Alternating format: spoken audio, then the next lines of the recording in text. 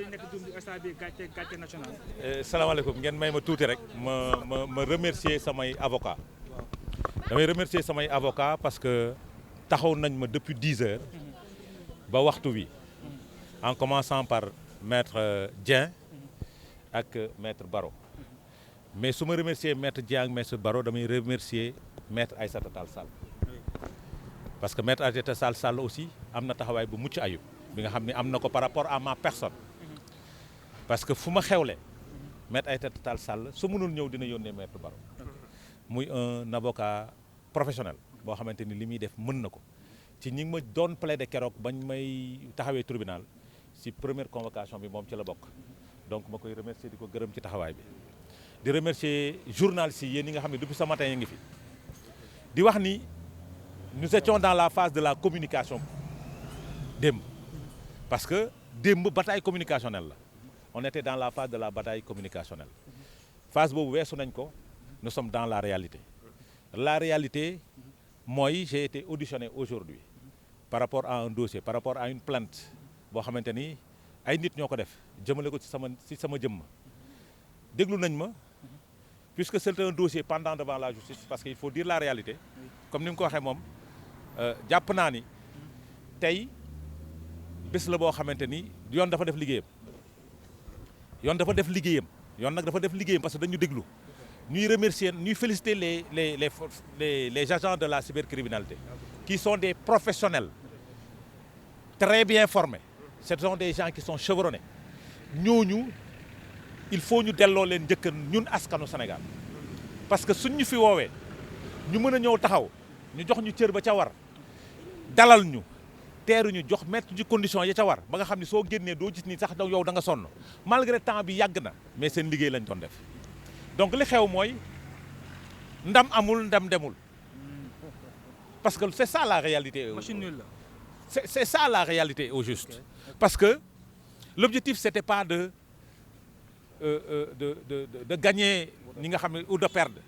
L'objectif c'est que la vérité puisse jaillir. Oui. L'objectif est que man ma mën a défendre sama bopp accompagné de mes avocats et je me suis très bien défendu. li ci ne mooy dañu toll ci réew moo xamante ni ay nit dañuy toog ci ay plateau télé wala di toog ci ay réseaux sociaux di yàq ay doomu aadama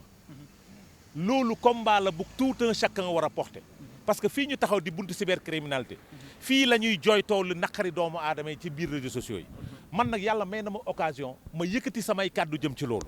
vidéo boobu moo waral ñu andi ma fii convoqué ma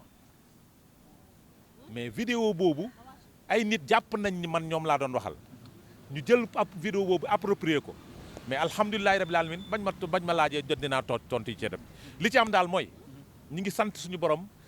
sant ñëpp ñi nga xam ni taxawoon nañ ñi doon woote parce que les gens étaient stressés le temps de la communication politique nag n'est pas encore venu nous prendrons l'angle avec nos avocats et on se prononcera en profondeur avec leur permission sur ce dossier-là suñu ko mayee mais pour l'instant on est tenu de suivre les orientations de nos avocats par rapport à cette question mais ñu xam ni rek ñi ñu doon yéene garde à vue yàlla def na ni tey suñu biir kër la ñuy reere loo leen di wax ñoom ñun yéenewuñu leen garde à vue dañ leen yéene ñuy génn di xëy suba di dox saa su ne ñun comme tout citoyen donc ñun loolu lañ leen yéene mais ñun tey comme ni ma ko waxoon sànq rek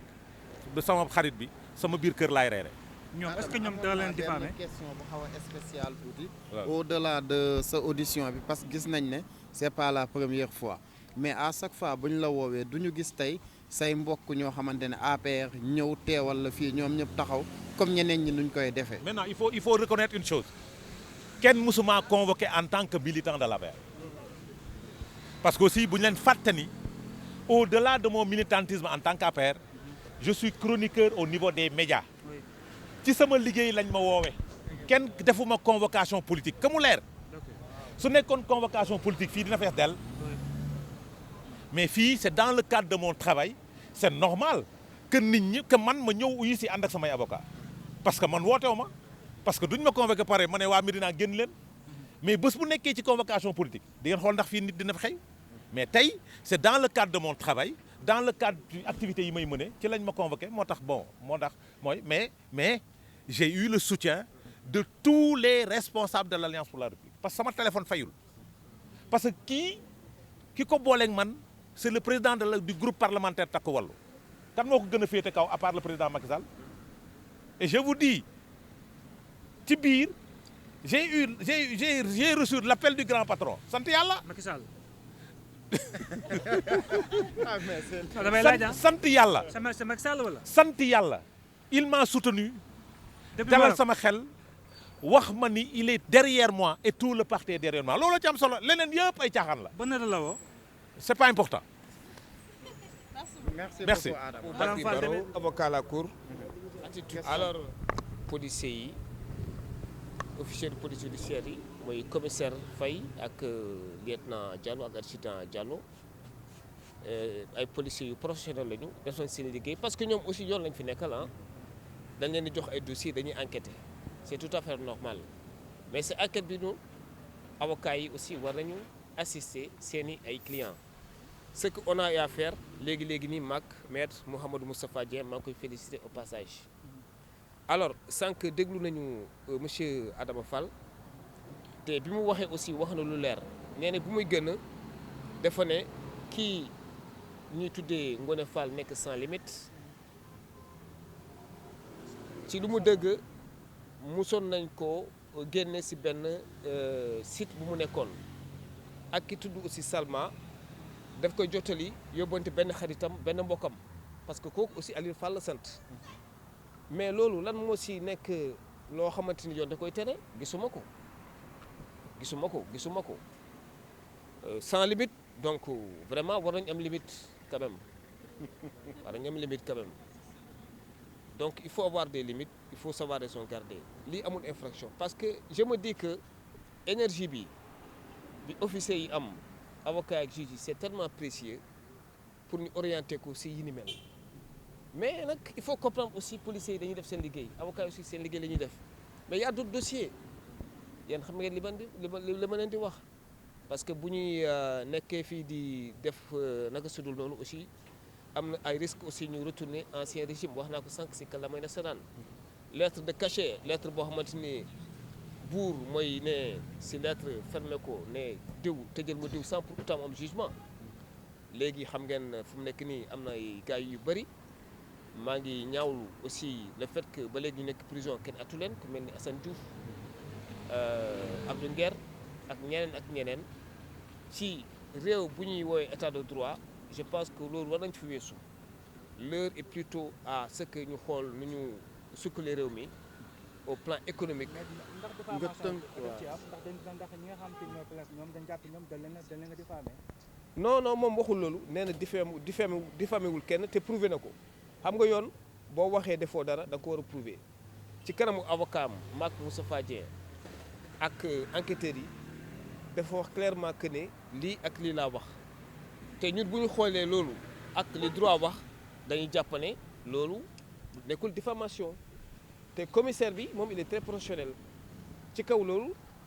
la ne clairement que mënul jël dogal boo xamante ni da koy placer sous position de garde à vue sans que ñu ngi lire ci Facebook bi que ne dañ ko garder woon à vue loolu amul parce que commissaire bu jàppoon loolu am na mën na ko def mais de toutes les façons dafa jàpp ne amul te ba tey moom il est professionnel informé na procureur te incha allah dina jébal dossier bi parquet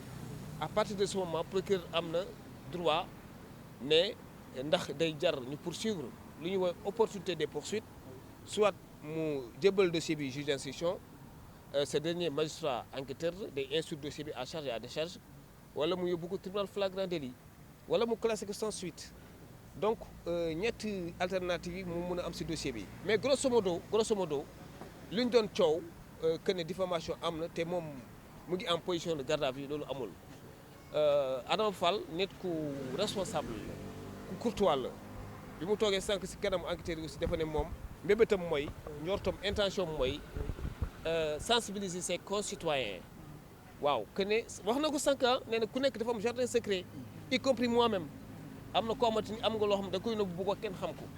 yaakaaruma kooku mooy taxaw fii si ay site internet wala devant la police wala gendarmerie di yàq ay citoyens donc y a eu trop de bruit dans cette affaire alors que à la fin y a eu rien finalement. non amul jot def plainte Adama Fall c'est un responsable wax naa ko léegi énergie dafa précieux muy énergie avocat muy énergie journaliste muy énergie magistrat ak policier ak citoyen bu nekk je pense sa énergie da nga ko war a orienter feneen si sukkali sa réew jàppale sa njaboot pas di topp ay nit jéeg wàcc amul sens vraiment c'est dommage parce que nekk si état de droit heure bi soxluñu yii soxluñu yéen a ngi fii depuis kañ ce matin ba léegi moom mu ngi fii depuis kañ depuis 9h ba léegi ah man maa ngi war a am audience demain ñoom enquêteurs ba léegi wàccuguñu te suba 5h du matin ñu ngi seen bureau yi donc il faut vraiment ñu am tuuti yërmande ak compréhension vis-à-vis de nos concitoyens Adama Fall vraiment bii moom vraiment lii moom il n'a rien à voir avec ce qu'on lui reproche li mu wax mooy wax na ko avocat am que ne deful dara su fekkente ne tooñ ne kenn mu ngi jégalu te nag moom tooñul kenn au contraire da doon jàppale ay nit parce que dafa ne Salma kooku noonu frère am la mu ngi koy nuyu Salma maa ngi lay jutali sa nuyoo frère loolu lu ci nekk yow waxuma sa tur la tudd Thierno sa frère nu mu tudd Alsane ah Alsane dafa mel ni mu gis ma ne la Thierno Alsane mu ngi lay nuyu loolu est-ce que délit la mais c'est incroyable hein est-ce que vous vous rendez compte de ce qui se passe dans ce pays ah sa frère rek lay nuyu loolu moo ci nekk délit ah wala dëgg naa diw fi mu nekkoon dañ ko dàkk ah lu ci nekk moi j'aurais compris que nit ci à travers réseaux sociaux yi si portable am publier ay vidéos obscènes wala affaire crime wala chanvre indien waaw mais yi ni mel quand même yaakaar mu nekk infraction vraiment wax dëgg yàlla oui merci